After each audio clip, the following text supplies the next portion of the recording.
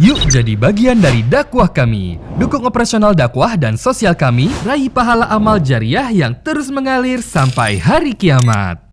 Assalamualaikum warahmatullahi wabarakatuh. Alhamdulillah wassalatu wassalamu ala Rasulillah. Segala puji dan puja kehadirat Allah Subhanahu wa taala, juga salawat dan taslim kepada Nabi besar Muhammad sallallahu alaihi wa ala alihi wa sahbihi wasallam. Saudaraku seiman, pertemuan perdana kita selepas Idul Fitri ini, semoga saja Allah Subhanahu wa taala selalu mengikhlaskan niat kita, selalu menambah semangat kita untuk selalu menuntut ilmu agama ini dan meramaikan channel-channelnya tentunya.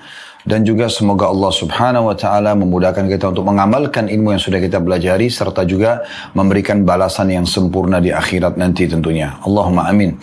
Dan di awal pertemuan juga di hari Jumat yang mulia ini, kita berdoa agar negara kita selalu aman, tentram, damai, dan seluruh umat Islam berada di bawah naungan ukhuwah Islamiyah, dan dalam hal ibadah mereka kembali kepada Al-Quran dan Sunnah.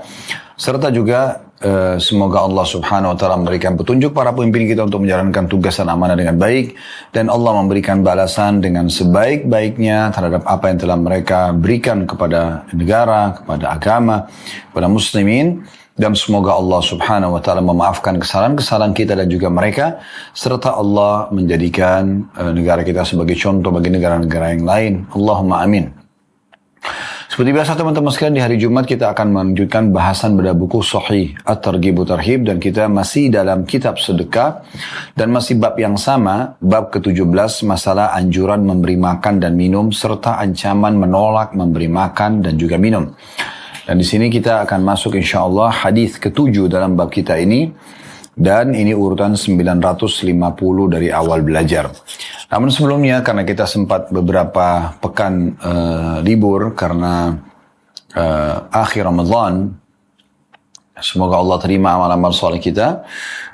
Kita sudah membahas hadis ke-6 pada pertemuan yang terakhir ya. Saya ingatkan kembali karena cukup lama sempat berhenti, yaitu hadis nomor 949 dari awal belajar. Berbunyi dari Abdullah bin Salam radhiyallahu anhu, beliau berkata, "Awwalu ma qadima Rasulullah sallallahu alaihi wasallam al-Madinata in jafala an-nasu ilayhi fa kuntu fi man ja'ahu falamma ta'ammaltu wajhahu wastathbattuhu alimtu anna wajhahu laysa biwajhi kadhdhab."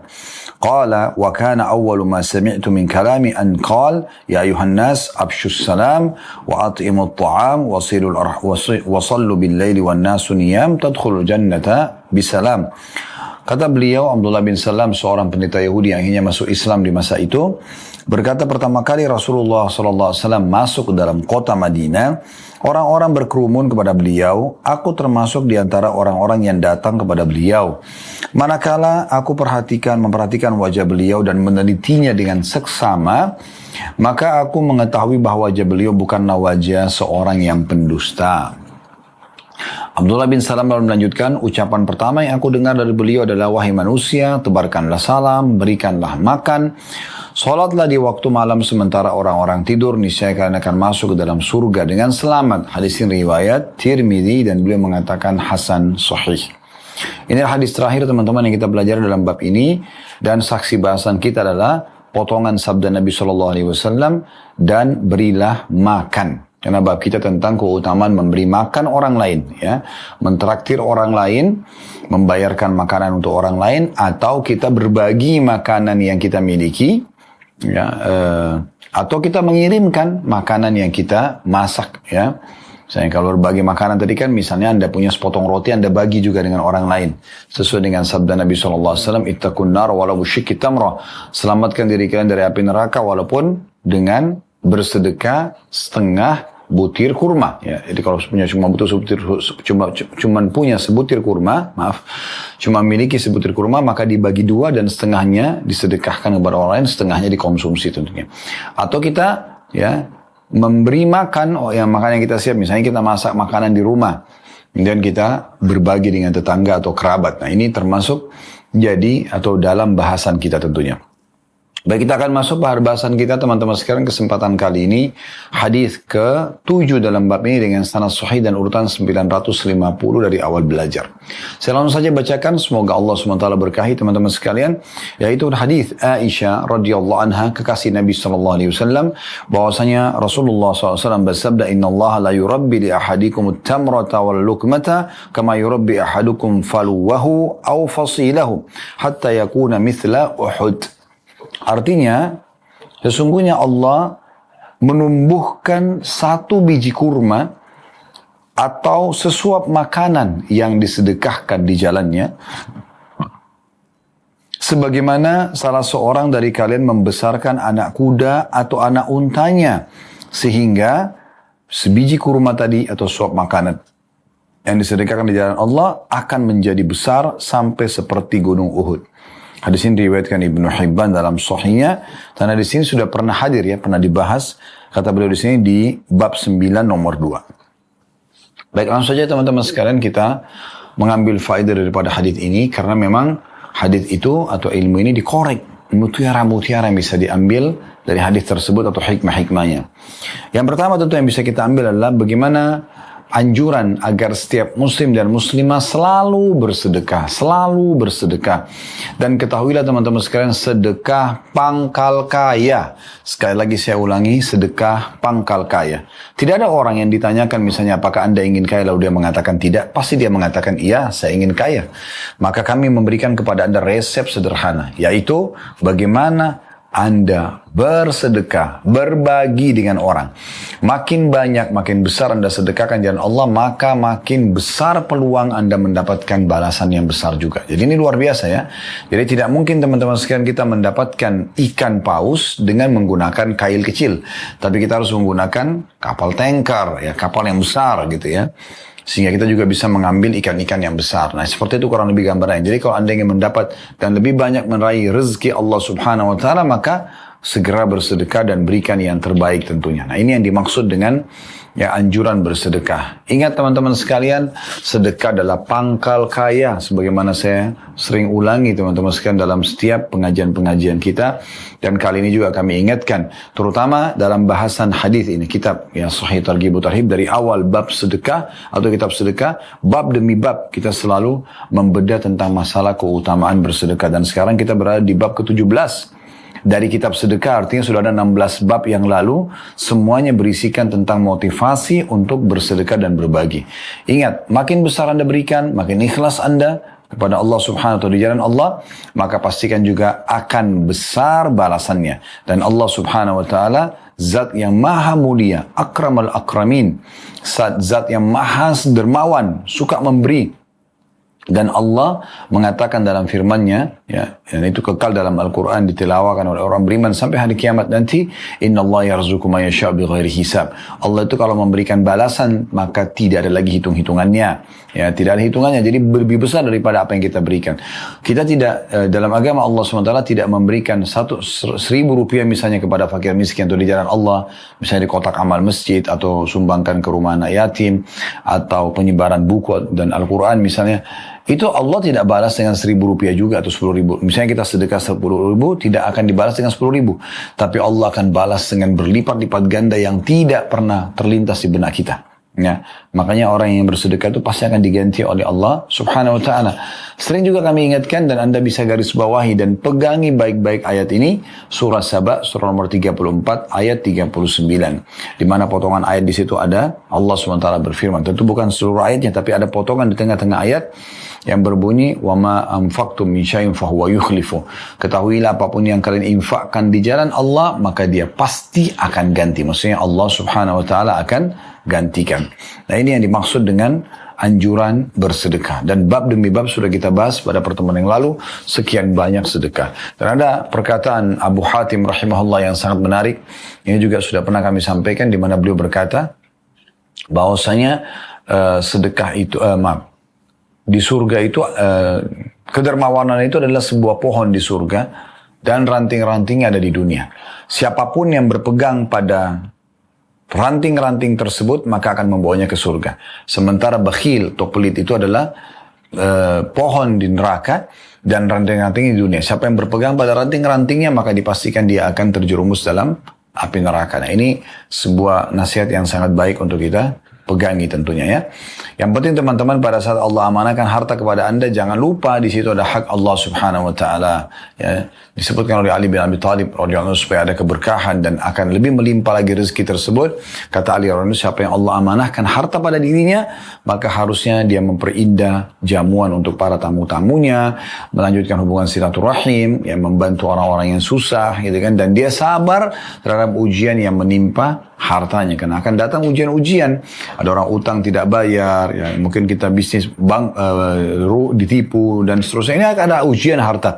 Bagaimana kita bersabar dalam harta tersebut. Nah, ini yang dimaksud. Oke, kemudian selanjutnya mutiara yang kedua atau hikmah atau pelajaran yang kedua dari hadis adalah bagaimana sifat maha murahan Allah Subhanahu wa taala. Sebagai pencipta, Allah ini zat yang maha kaya, maha sempurna. Dialah yang memiliki langit dan bumi ini. Kalau Anda sehat dan membutuhkan kesehatan misalnya, atau Anda kaya dan Anda masih butuh tambahan kekayaan, Anda punya keturunan, butuh tambahan keturunan, Anda punya kebahagiaan, Anda butuh tambahan kebahagiaan, apa saja nikmat, maka yang ciptakan Anda Allah, yang ciptakan nikmat itu Allah, dan yang bisa mempertahankan juga Allah. Ya, maka hanya minta kepada Dia saja. Kalau Anda sedang diuji oleh Allah Subhanahu wa taala, Anda sedang ditimpa satu cobaan, musibah, ujian, maka pastikan tentunya kalau ya, dan ciptakan Anda Allah, yang ciptakan masalah itu adalah Allah, dan yang bisa memberikan solusi hanya Allah saja. Siapa yang kembalikan dirinya kepada Allah Azza wa Jalla sebagai pencipta, dia memohon, dia merengek kepada Tuhannya, maka pastikan seluruh masalahnya akan selesai, seluruh kebutuhannya akan terpenuhi. Dan siapa yang menggantungkan dirinya kepada selain Allah Subhanahu wa taala, maka Allah akan biarkan dia dengan sekutu-sekutu Allah itu, dan akhirnya tidak akan mendapatkan apapun dari urusan atau permasalahan dari urusan, tidak akan dapatkan solusi dari urusan dan permasalahan yang sedang dihadapi. Baik, pelajaran ini luar biasa. Bagaimana Allah Subhanahu wa taala akan menerima, Nabi SAW berikan perumpamaan sebutir kurma atau sesuap makanan. Anda suapkan satu sendok makanan saja. Misalnya seorang suami memberikan nafkah kepada istrinya, kepada anaknya, sesuap makanan saja, ya. Dia berikan, mereka makan setiap harinya, maka itu akan Allah Subhanahu wa taala tumbuhkan. Tidak akan dibalas dengan sesuap makanan nanti di akhirat.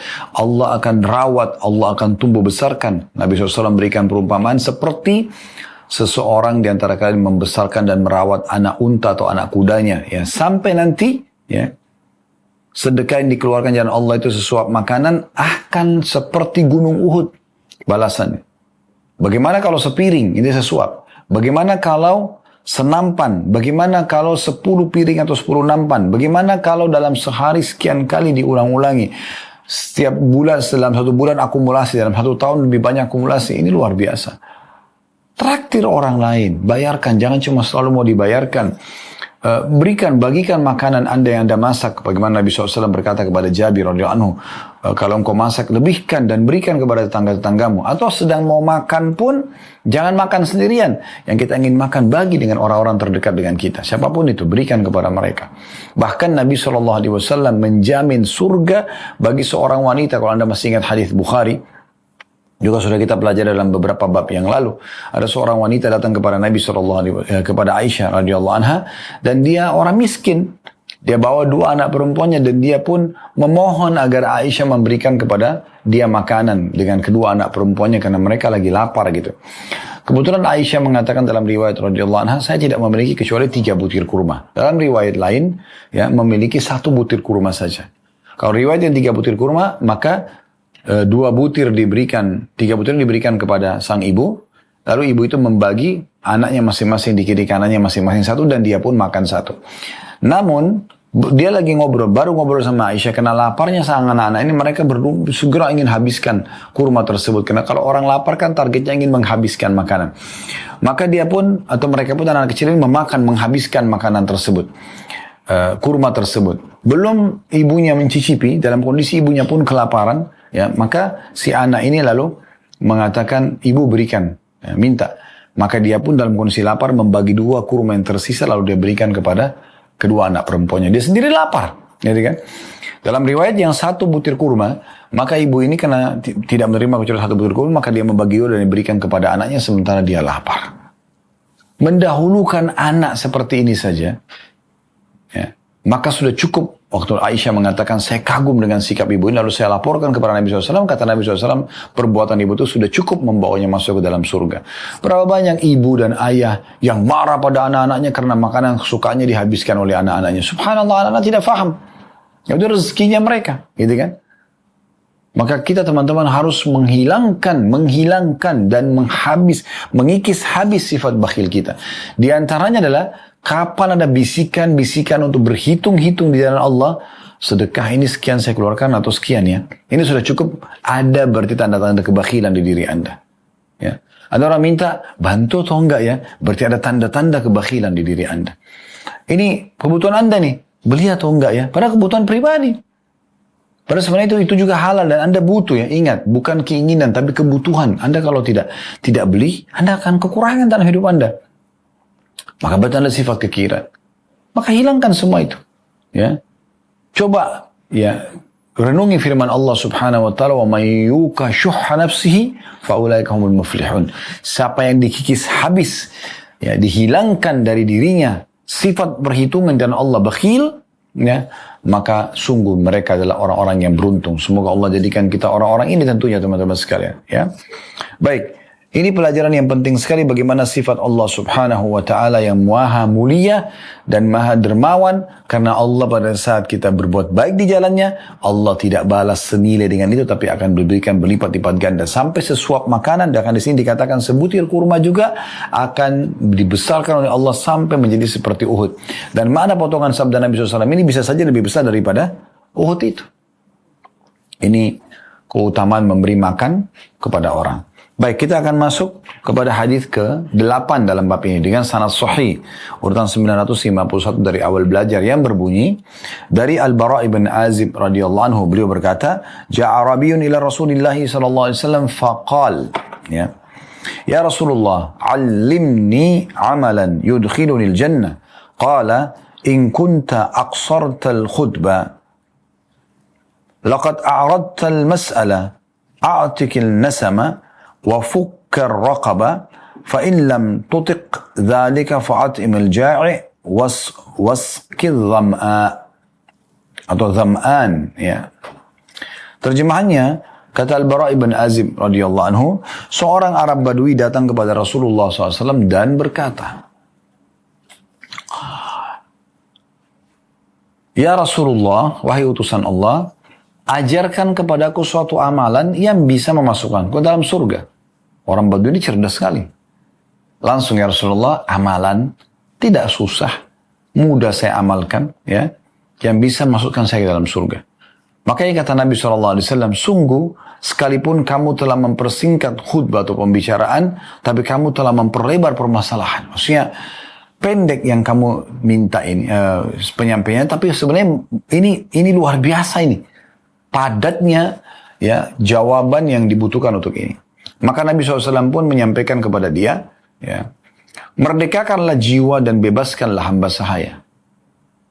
Jika kamu tidak mampu melakukan itu, maka berilah makan kepada orang yang lapar dan berilah minum kepada orang yang haus." Bagi teman-teman yang pegang bukunya ada tulisan dalam kurung al-hadith. Maksudnya, hadith ini sebenarnya masih ada lanjutannya. Tetapi Al-Mundhiri rahimahullah, penulis buku ini, meringkaskan untuk kita sampai di sini karena ingin menyampaikan saksi bahasannya tentang keutamaan memberi makan dan minum kepada orang lain. Hadis ini riwayat Ahmad, Ibn Hibban dalam sahihnya, dan juga Al-Baihaqi meriwayatkan. Lalu beliau mengatakan selengkapnya akan hadir hadis ini insyaallah di kitab nomor 16 dan di bab ke-25. Ini yang akan ada dibahas nanti tentunya. Namun di sini kita bisa lihat bagaimana ya hadis sudah diangkat oleh beliau sebagainya untuk dijadikan saksi bahasan dalam bab kita ini. Baik, kita langsung saja ambil faedahnya teman-teman sekalian. Yang pertama, pentingnya seseorang muslim bertanya tentang urusan agamanya. Dan ini sangat ditekankan untuk Anda bertanya selama Anda memang belum tahu. Dan bukan tujuannya untuk menguji para pengajar. Karena ada juga sebagian orang, subhanallah, datang di pengajian untuk mengetes saja pengajarnya. Atau untuk menunjukkan kepada teman-temannya kalau dia hebat, dia pintar. Sehingga akhirnya dia pun ya ngomong ya di dalam pengajian tersebut menunjukkan kalau dia bisa bertanya. Setelah itu dia lalai, dia tidak membutuhkan jawabannya. Maka ini buruk ya. Tetapi kalau ada orang yang betul-betul ingin bertanya karena dia butuh mengetahui apa pesan Tuhannya, bagaimana dia mengerjakan sebuah perintah, bagaimana dia meninggalkan sebuah larangan, sehingga dia mendapatkan rahmat Allah dan surga di akhirat nanti, dan kebahagiaan di dunia karena dia bisa mengerjakan ketaatan, dan juga di akhirat selamat dari api neraka. Maka pastikan orang ini akan mendapatkan keutamaan tentunya. Apalagi di saat dia bertanya dan orang lain juga jadi faham kena pertanyaan dia. Dan orang lain pun mengamalkan, maka dia akan mendapatkan pahala buat dirinya sendiri karena mendapatkan ilmu. Ya, karena mempelajari ilmu ada pahala. Dia juga dalam mempraktikkan nanti mendapatkan pahala. Orang lain pun mendengarkan ilmu dia dapat pahala. Yang mendengarkan dapat pahala dan dia juga karena bertanya dapat pahala. Dan kalau orang itu mempraktikkan juga dia akan dapat pahala ekstra tambahan. Ini kan luar biasa gitu kan. Kenapa kita ambil faedah pertama ini? Karena Al-Bara' ibn Azib radhiyallahu anhu berkata, telah datang kepada Nabi SAW seorang Arab Badui lalu bertanya. Dia mengatakan, ya Rasulullah, beritahukan kepadaku amalan yang kalau aku kerjakan bisa masukkan aku dalam surga. Dan maknanya sudah saya singgung tadi adalah amalan yang mudah ya Rasulullah. Amalan yang ringan dan bisa cukup membawa aku masuk ke dalam surga. Maka ini pertanyaan yang sangat luar biasa dari seseorang yang cerdas, ya, karena dia ingin mengetahui perintah Tuhannya dan memasukkan dia ke dalam surga dan juga tentu menyelamatkan dari api neraka. Dan akhirnya bertahun-tahun bahkan ribuan tahun, ya sudah 1400 tahun lebih penyampaian mungkin hadits ini dari masa hidup Nabi SAW, karena kita sekarang berada di tahun 1444 dan Nabi SAW meninggal di awal tahun 11 Hijriah. Tentu hadits ini disebutkan sebelum tahun 11 Hijriah. Berarti sudah 1430 tahun sekian hadis ini. Dan terus saja bisa orang mendapatkan faedah dari pertanyaan orang ini. Dia tidak pernah berpikir orang Arab Badui ini, kalau apa yang dia tanyakan akan dinukil oleh para ulama dengan hikmah Allah SWT dalam bentuk buku-buku hadis dan akhirnya dipelajari sampai pada hari ini pun kita semua mempelajari. Andai saja dia tahu, mungkin dia akan lebih serius dalam bertanya. Tapi pada saat itu karena ketulusan dia bertanya, akhirnya Allah Subhanahu wa Ta'ala kekalkan pertanyaan tersebut dan diambil faedah oleh banyak orang, termasuk kita pada siang ini tentunya. Baik teman-teman sekalian, ini pelajaran pertama dari hadis. Pelajaran yang kedua yang bisa diambil atau mutiara kedua dari hadis adalah bagaimana seseorang dalam bertanya fokus kepada hal yang dia butuhkan dari kebaikan atau penyelamatan dia dari kesalahan. Jadi jangan bertanya kepada hal-hal yang tidak dibutuhkan. Seperti ada banyak orang, subhanallah, dia bertanya hampir semua yang berhubungan dengan orang yang ada di depannya. Sepatunya, celananya, bajunya, topinya misalnya, tasnya, ya. Kemudian cara jalannya, kemudian mungkin pena pulpennya, mungkin kendaraannya, mungkin rumahnya, mungkin pasangannya, semuanya detail tentang orang tersebut. Sebenarnya tidak ada faedah buat dia. Ya. Kecuali mana dia butuhkan. Misal contoh, dia lihat seseorang pakai baju yang bagus dan dia ingin tahu sebenarnya beli di mana. Oke, kita boleh bertanya. Tapi kalau tidak, untuk apa setiap orang ketemu orang selalu bertanya semua secara detail? Apa yang Anda butuhkan dari situ? Dan apa yang Anda dapatkan? Ya, ada orang banyak subhanallah menghabiskan waktu seperti ini, tidak ada manfaatnya buat dia. Kecuali hanya sekedar mengetahui tentang orang tersebut. Bahkan bisa saja syaitan membuka pintu, akhirnya kita hasad atau iri kepada orang tersebut, atau bahkan akhirnya kita menjadikannya sebagai sebuah senjata yang bisa naudzubillah balik untuk menyerang orang tersebut di saat kita satu waktu tidak senang sama dia atau terjadi clash dengan orang tersebut. Ini bahaya. Ini pintu-pintu syaitan yang harus dihindari oleh setiap orang-orang yang beriman, ya. Oleh karena itu, pelajaran kedua dari hadis adalah pentingnya seseorang bertanya hal yang dia butuhkan dalam kebaikan dia menurut pandangan agama atau menurut pandangan Allah Sang Pencipta Subhanahu wa Ta'ala, dan juga bertanya tentang sesuatu yang berbahaya yang mungkin dia terjerumus dalam kesalahan dan dia tidak tahu kalau ada sebuah kesalahan. Fokus ke masalah itu. Baik Ustaz, kalau hal-hal yang boleh nggak? Kalau selama mubah boleh, misalnya menanyakan kabar orang, mungkin lah. Apa kabar? Baik misalnya.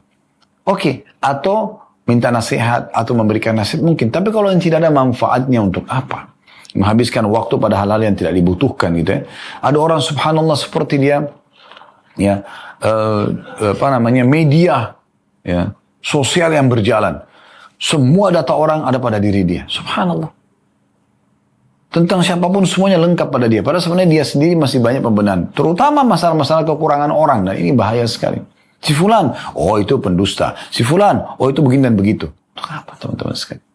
Masuk ke rumah orang, pusing dan selalu sibuk untuk mengecek kekurangan rumah tersebut. Bertemu dengan orang, mengecek dari kepala sampai kaki, apa yang bisa kira-kira dijadikan sebagai bahan kesalahan. Subhanallah. Apa manfaatnya? Tidak ada manfaat buat diri dia, bahkan bisa membuka pintu-pintu syaitan untuk menjerumuskan dia dalam dosa tentunya. Ya. Oleh karena itu kita fokus bertanya pada hal yang bermanfaat. Makanya sahabat ini bertanya kan gitu. Jadi tadi faedah pertama pentingnya belajar gitu kan. Kemudian yang kedua, bertanya pada hal-hal yang dibutuhkan untuk kebaikan dan menjauhi atau menjauhkan diri dari hal-hal yang buruk atau dilarang. Pelajaran ketiga dari hadis adalah pentingnya seseorang dai, alim, seorang alim atau ulama jamaknya itu memberikan pujian, ya.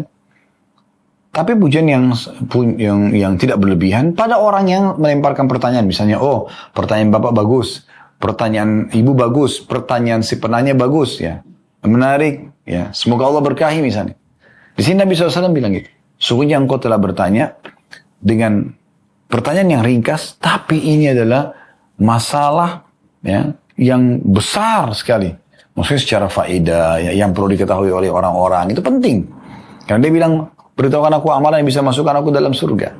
Nah ini luar biasanya di situ ya. Baik, ini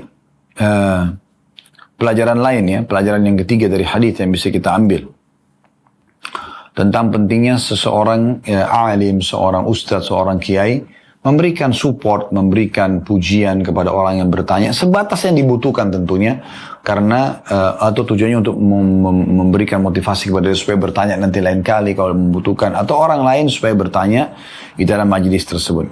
Faedah keempat dari hadis adalah tentang keutamaan memerdekakan hamba sahaya, ya. Tentu di zaman masa kita sudah tidak ada, alhamdulillah, perbudakan sudah disepakati di seluruh dunia, dihapus ya semenjak, seingat saya, perang dunia kedua atau setelah perang dunia kedua sudah tidak ada perbudakan. Sebelumnya masih ada perbudakan tentunya.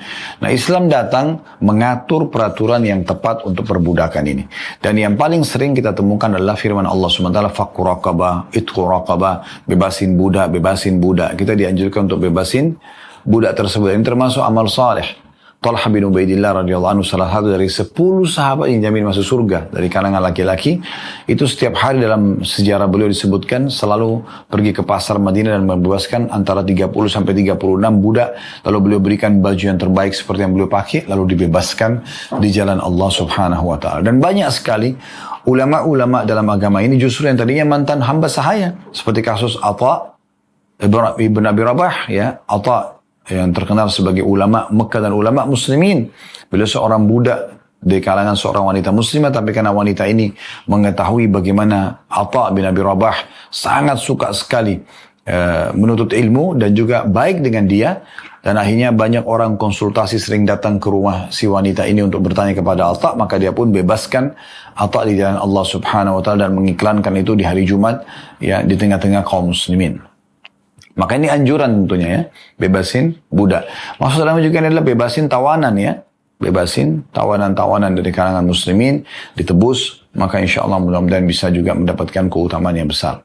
Baik, ini faedah yang keempat dari hadis tentang keutamaan bebasin budak. Faedah kelima dari hadis, dan ini penutupan di dalam poin hadis ini tentunya, yaitu keutamaan, dan ini saksi bahasan kita, memberi makan dan minum orang lain. Jadi Nabi SAW mengatakan kepada orang Arab ini, kalau kamu ingin masuk surga, bebasin budak. Yang paling simpel itu. Tentu bukan bebasin budak lalu tidak sholat akan masuk surga, tidak. Nabi SAW seringkali menjawab penanya yang sedang datang sesuai dengan kondisi dan keadaan dia. Ada yang sedang datang, Nabi SAW suruh sholat. Ada yang sedang datang, misalnya Nabi SAW suruh tinggalkan zina. Ada yang sedang datang, Nabi SAW suruh sedekah. Jadi berbeda-beda. Tapi perintah syariat harus disatukan satu sama yang lain, gitu kan?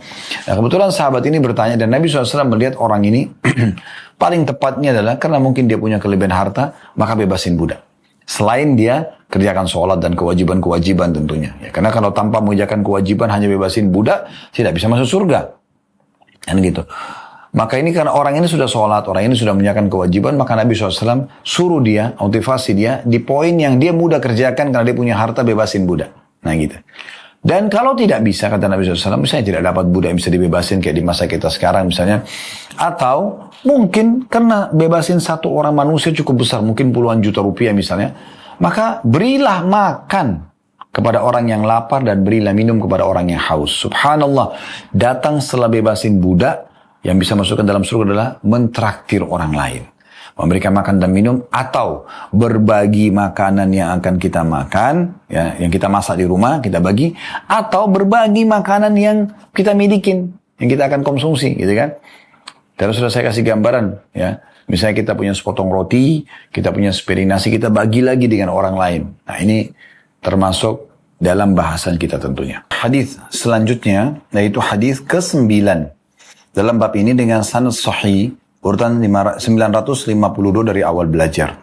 Berbunyi dari Abu Hurairah radhiyallahu anhu, dia berkata, Rasulullah SAW bersabda, Inna Allah Azza wa Jal yaqul yawmal qiyamah, Ya bna Adam maridtu falam ta'udni, qala ya Rabbi kaifa a'uduka wa anta rabbul alamin, qala ama alimta anna abdi fulanan marida falam ta'udhu, أما علمت أنك لو عدته لوجدتني عنده يا ابن آدم استطعمتك فلم تطعمني قال يا ربي وكيف أطعمك وأنت رب العالمين قال أما علمت أنه استطعمك عبدي فلان فلم تطعمه أما علمت أنك لو أطعمته لوجدت ذلك عندي يا ابن آدم استسقيتك فلم تسقني قال يا ربي كيف أسقيك وأنت رب العالمين قال استسقاك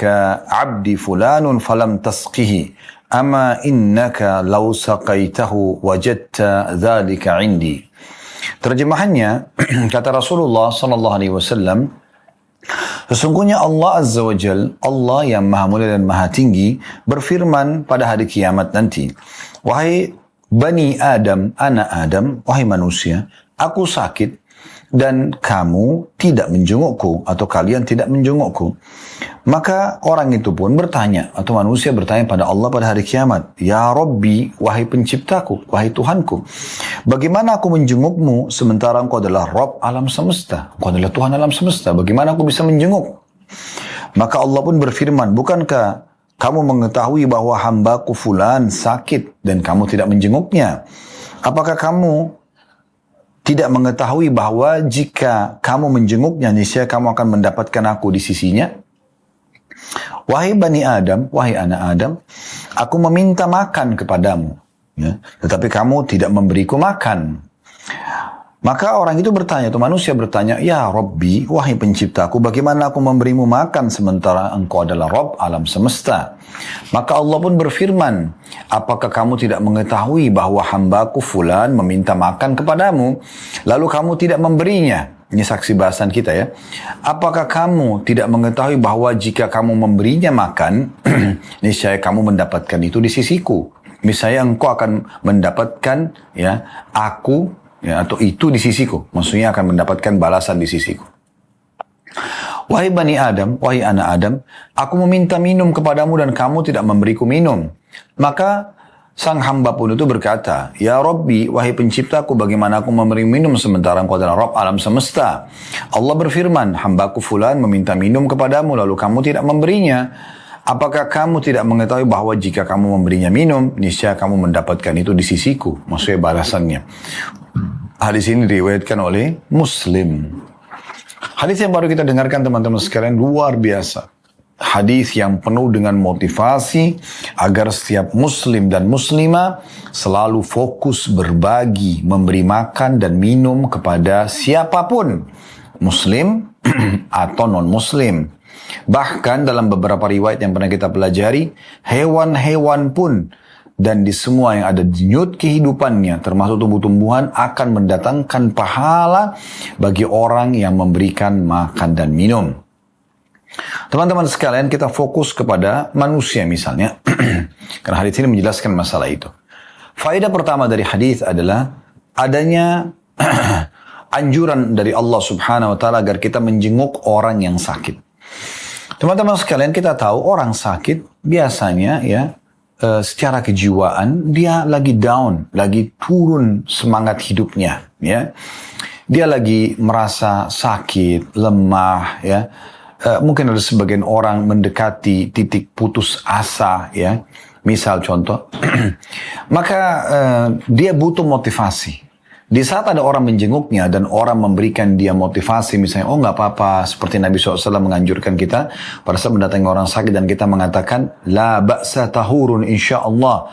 Semoga tidak masalah penyakitmu ini dan semoga saja menjadi pembersih dosa-dosamu. Nah, ucapan ini ya yang kita ucapkan akan mengembalikan semangat hidupnya, akan membuat dia kembali ya merasa ada motivasi untuk dia kembali melanjutkan hidupnya. Maka kita dianjurkan ya untuk menjenguk orang sakit.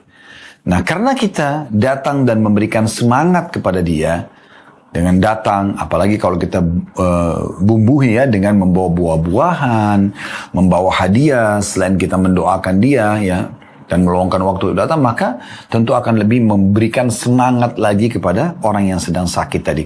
Sebagai balasannya, tentu Allah Subhanahu wa taala memberikan balasan kepada orang yang menjenguk orang sakit dengan keutamaan luar biasa. Di antaranya ada hadis yang sahih. Kata Nabi SAW, tidak ada seseorang muslim yang menjenguk saudaranya di pagi hari kecuali Allah akan berikan ya, atau perintahkan dan titahkan kepada 70.000 malaikat yang memohon ampun untuknya dari pagi sampai menjelang sore hari. Dan tidak ada seseorang yang menjenguk saudaranya di sore hari ya, kecuali Allah akan utus dan titahkan kepada 70.000 malaikat yang lain ya, yang akan memohon ampun kepadanya sampai pagi hari. Walaupun Anda hanya menjenguk sesaat saja. Misalnya, ada saudara Anda, kerabat Anda ya, atau teman-teman Anda, atau tetangga yang sedang sakit di rumah sakit. Anda menjenguknya. Sesaat saja, mungkin cuma 5-10 menit. Anda cuma datang, misalnya dia mengatakan sunnah Nabi SAW, la ba's, semoga tidak masalah penyakit ini. Tahurun insyaallah, semoga jadi pembersihan dosa-dosa. Apalagi kalau Anda lengkapkan dengan beberapa doa. Kata Nabi SAW, siapa yang menjenguk orang sakit, kemudian dia membacakan pada saat menjenguk orang sakit tersebut 7 kali. As'alullahal azim, Rabbal arshil azim, ayyashfiyaka. Aku memohon kepada Allah yang maha agung, pemilik singgasana yang agung, agar menyembuhkanmu. Kalau laki-laki, ayyashfiyaka. Ya, kalau perempuan ayyashfiyaki di akhir doanya ya. Saya ulangi, as'alullahal azim, aku mohon kepada Allah yang maha agung, Rabbal arshil azim, pemilik singgasana yang agung, ayyashfiyaka, agar menyembuhkanmu. Kalau perempuan ayyashfiyaki. Disebutkan 7 kali kata Nabi SAW, pasti Allah akan sembuhkan selama ajalnya belum datang. Kita bisa mengamalkan itu ya. Bacakan. Anak pun lagi sakit di kamar, pasangan kita lagi sakit di kamar, bisa kita niat jenguk orang sakit dapat pahala ini. Malaikat mendoakan kalau kita datang jenguk di pagi hari. Dari pagi itu, walaupun cuma 5-10 menit kita datang, maka malaikat 70.000 mendoakan kita dari pagi itu sampai sore. Bayangkan 70.000 malaikat lalu, ya Allah ampunilah si fulan, ya Allah ampunilah si fulana, sampai sore hari. Hanya dengan sesaat kita jenguk. Satu rumah pun bisa. Kalau kita keluar juga sama, ke rumah sakit, ke rumah tetangga, ke rumah kerabat, ini juga ada pahala tersendiri lagi, ya, gitu. Setelah itu teman-teman sekalian, ya, kita bisa juga ya menambah dengan selain doa, memberikan makanan, memberikan buah-buahan dan seterusnya ya. Maka itu ada keutamaan tersendiri, ya. Juga di antara doa adalah Nabi SAW pernah mengobati sahabat yang sakit sambil beliau meletakkan jari telunjuk beliau ke tanah, kemudian beliau meniupnya, lalu beliau mengatakan Bismillahi turbati ardina, dengan nama Allah dan keberkahan tanah kami, biriqati ba'dina, dengan sedikit air ludah kami, kena ditiup dengan sedikit air ludah, yushfa bihi saqimuna, akan menyembuhkan orang sakit di antara kami. Kemudian diletakkan di titik yang sakit. Nabi SAW pernah membaca ini, ya. Jadi saya ulangi, Bismillah turbati ardina biriqati ba'dina yushfa bihi saqimuna. Ya. Ya, dengan keberkahan, ya, dengan nama Allah dan keberkahan tanah kami, karena Allah jadikan tanah sebagai keberkahan, ya. Kemudian dengan sedikit air ludah di antara kami, ya tadi bacaan di tiup ini, kemudian ya akan disembuhkan orang sakit di antara kami. Tapi dengan nama Allah kita sebutkan Bismillah, ya. Ini juga disunnahkan. Sunnah yang lain juga Nabi SAW mengatakan siapa yang merasa sakit, baik dia sendiri atau dia bacakan untuk orang lain, ya. Maka kemudian dia membaca Bismillah 3 kali, Bismillah, Bismillah. Dengan nama Allah, dengan nama Allah, dengan nama Allah. Kemudian dia tambah dengan doa, ya. A'udhu bi'izzatillahi wa qudrati min syarri ma ajidu wa uhadhiruh. A'udhu bi'izzatillah, aku berlindung dengan kemahamuliaan Allah, wa qudrati dan kemahamampuannya, min syarri ma ajidu, dari semua keburukan yang aku rasakan, wa uhadhiruh, dan aku berhati-hati darinya. Jadi kita baca, saya ulangi lagi, Bismillah, Bismillah, Bismillah 3 kali. Kemudian sambil pegang tempat sakit, ya. Saya sakit di daerah dada sebelah kiri misalnya seperti ini, kita pegang. Kepala misalnya, kita pegang kepala, ya. Tengah tangan misalnya, perut misalnya. Kita pegang sambil baca. Bismillah, Bismillah, Bismillah. Ya, bagi teman-teman yang sempat tulis, sangat bagus, ya. Kita mengambil faedahnya.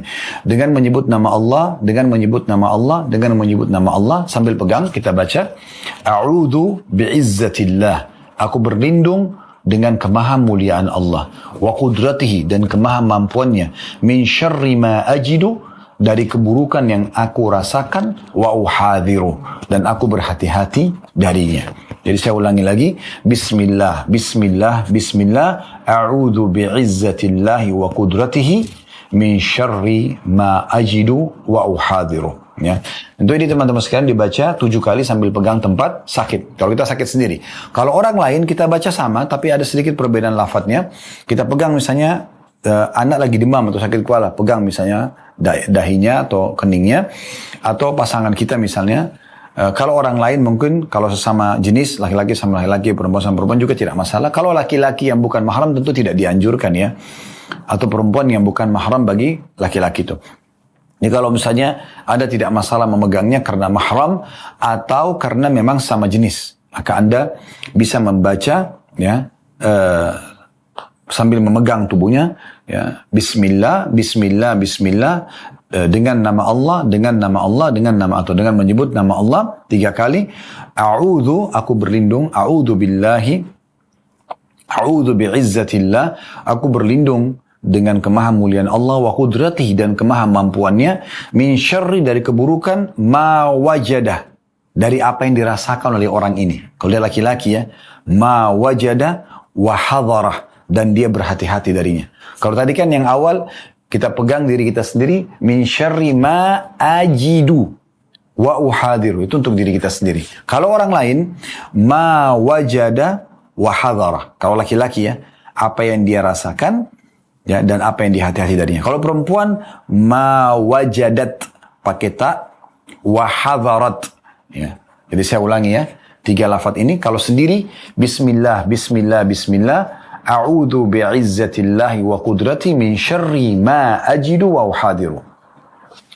Ini, ya Allah, dengan menyebut nama Allah, dengan menyebut nama Allah, dengan menyebut nama Allah, aku berlindung dengan kemahamuliaan Allah dan kemahamampuannya dari apa yang aku rasakan dan apa yang aku berhati-hati darinya. Kalau orang lain dan dia laki-laki, Bismillah, Bismillah, Bismillah, a'udhu bi'izzatillahi wa qudrati min syarri ma wajada wa hadara. Jadi perbedaan cuma di akhir itu, ya. Kalau kita sendiri kan ma ajidu wa uhadiru. Kalau orang lain ma wajada wa hadara. Dengan menyebut nama Allah, dengan menyebut nama Allah, dengan menyebut nama Allah, aku berlindung kepada aku berlindung dengan kemahamuliaan Allah dan kemahamampuannya dari apa yang dirasakan oleh orang ini, dari rasa sakit dan juga apa yang dia berhati-hati darinya. Kalau perempuan, Bismillah, Bismillah, Bismillah, a'udhu bi'izzatillahi wa qudrati min syarri ma wajadat, pakai ta, wa hadarat. Dengan menyebut nama Allah, dengan menyebut nama Allah, dengan menyebut nama Allah, aku berlindung dengan kemahamuliaan Allah dan kemahamampuannya, ya, dari apa yang dirasakan dari orang ini, dari sakitnya wanita ini, dan juga Apa yang dia berhati-hati darinya. Ini diantara sunnah Nabi SAW. Tentu ada doa yang lain lagi. Di mana Nabi SAW juga pernah mengajarkan kepada umatnya. Dan ini juga baik kalau kita amalkan ya. Yaitu doa yang kita baca. Adhibil ba'as rabbun nas ishfi anta syafi la shifa illa shifa'uk shifa'an la yughadiru saqama. Ya, saya ulangi dengan terjemahannya. Adhibil ba'as, hilangkanlah penyakit. Ya. Rabbun nas, wahai Tuhan manusia. Ishfi anta syafi, sembuhkanlah karena hanya Engkau ya zat yang bisa menyembuhkan. La shifa illa shifa'uk, tidak ada kesembuhan kecuali dari sisimu. Shifa'an la yughadiru saqama, kesembuhan yang tidak meninggalkan bekas. Maksudnya sembuh total. Itu juga termasuk sunnah Nabi SAW. Saya ulangi, kita baca tentunya. Adhibil ba's, hilangkanlah penyakit. Rabbin nas, wahai Tuhannya manusia. Ishfi anta syafi, sembuhkanlah karena Engkau adalah zat yang maha penyembuh. La shifa illa shifa'uk, tidak ada kesembuhan kecuali dari sisimu. Shifa'an la yughadiru saqama, kesembuhan yang tidak meninggalkan bekas. Ini termasuk anjuran yang dibaca pada saat kita menjenguk orang sakit. Tapi kita kembali kepada inti bahasan kita teman-teman sekalian. Faedah pertama dari hadis adalah anjuran agar setiap muslim dan muslimah menjenguk orang sakit. Dan dengan menjenguk orang sakit dia dapat keutamaan tadi sudah kami sebutkan. Kalau dia jenguk di pagi hari, baik orang yang serumah dengan Anda atau di luar rumah Anda. Di luar rumah sakit atau rumah orang lain, kemudian Anda menjenguk saja, Allah sudah datangkan kalau Anda jenguk di pagi hari 70.000 malaikat yang mendoakan Anda dari pagi sampai sore. Terus memohon ampun kepada Allah untuk Anda 70.000. Anda cuma jenguk satu orang, Anda dapat doa dari 70.000 malaikat. Kalau Anda jenguk sore hari, maka 70.000 malaikat yang lain mendoakan Anda dari pagi, dari sore sampai besok pagi. Jadi kalau Anda jenguk sehari 2 kali, Anda akan dapat pahala itu. Kalau Anda menemani orang yang sedang sakit, ya, maka Anda seperti menjenguknya dari 24 jam misalnya Anda temani kerabat Anda di rumah sakit. Nanti Anda mendapatkan keutamaan semua ini. 70.000 pagi malaikat, 70.000 malam malaikat. Dengan niat untuk menjenguk dan sekaligus merawat si orang sakit tadi. Ini luar biasa gitu kan keutamaannya. Dan sudah kita atau sampaikan tadi, kami sudah sampaikan beberapa jenis doa yang sangat dianjurkan ya untuk dibaca pada saat kita sedang menjenguk orang sakit. Baik, kita ambil langsung faedah kedua dari hadis. Faedah kedua dari hadis adalah anjuran oleh Allah Subhanahu wa taala. Tentu di sini ada di potongan pertama tadi Allah Subhanahu wa taala mengatakan, wahai anak Adam, aku sakit, aku tidak menjengukku. Lalu anak Adam itu akan mengatakan pada hari kiamat, ya Allah, bagaimana aku menjengukmu sementara kau adalah Tuhan alam semesta. Maka kata Allah SWT, bukankah hambaku fulan, maksudnya selama kau hidup pernah kan kau dengar si fulan sakit, kerabatmu atau orang salah satu hamba yang engkau kenal, engkau pernah dengar sakit, kenapa engkau tidak menjenguknya? Kalau engkau menjenguknya, engkau akan mendapatkan aku di sisinya. Maksudnya, engkau akan menemukan keutamaan dan balasan dari sisiku di situ. Kenapa engkau sia-siakan? Nah, itu maknanya. Faedah kedua dari hadis adalah anjuran untuk memberi makan orang lain. Ini saksi bahasan kita. Memberi makan orang lain. Kata Allah SWT kepada anak Adam, pada hari kiamat nanti, wahai anak Adam, aku lapar, kenapa kau tidak memberiku makan? Maka para manusia akan mengatakan, ya Allah, bagaimana kami berikan engkau makan sementara engkau adalah Tuhan alam semesta? Allah enggak butuh makanan. Maka Allah SWT mengatakan, bukankah hambaku fulan sampai padamu informasi kerabatmu atau orang-orang yang lain yang bukan kerabat pun sampai padamu dia minta makanan tapi engkau tidak memberinya makan? Kalau seandainya engkau memberinya makan pada saat itu, engkau akan menemukan balasan dariku di saat itu. Artinya aku akan memberikan engkau juga rezeki, ya, pahala yang melimpah. Maka ini berarti ada motivasi untuk memberikan makan. Saya ulangi kembali, memberi makan bisa dengan mentraktir orang lain. Traktir teman-teman sekalian. Jangan selalu sibuk ditraktir. Jangan pelit.